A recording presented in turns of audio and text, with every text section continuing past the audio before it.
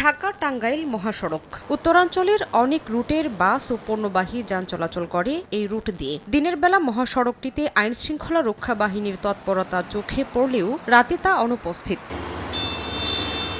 অনেকটা শুনশান থাকে মহাসড়কটি, একই অবস্থা থাকে জেলার আঞ্চলিক সড়কগুলোতেও। আর এই সুযোগটি কাজে লাগায় অপরাধীরা। যাত্রীবেশে বাসে উঠে যাত্রীদের অস্ত্রের মুখে জিম্মি করে টাকা, মোবাইল সহ মূল্যবান মালামাল লুটে নেয় তারা। কখনো ঘটে চলন্ত বাসে সংঘবদ্ধ ধর্ষণ, নারীদের যৌন হয়রানি, আবার সড়কে দাঁড়িয়ে থাকা ব্যক্তিদের থেকে ছিনতাই। এসব ঘটনায় কেউ কেউ গ্রেফতার হলেও অপরাধ কমছে না। এর পেছনে আইনশৃঙ্খলা রক্ষা বাহিনীর উদাসীনতাকে দায়ী করছেন যানচালক ও যাত্রীরা। দিনে রাতে কঠোর নজরদারির দাবি তাদের।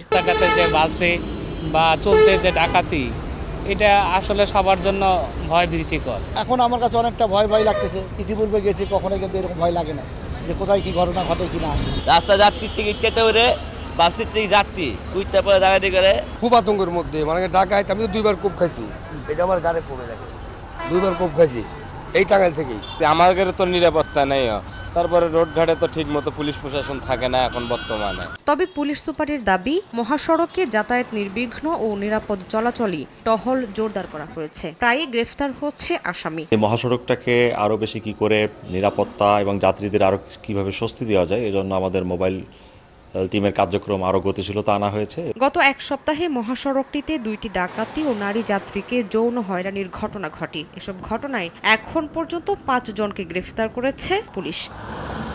সময় সংবাদ, টাঙ্গাইল।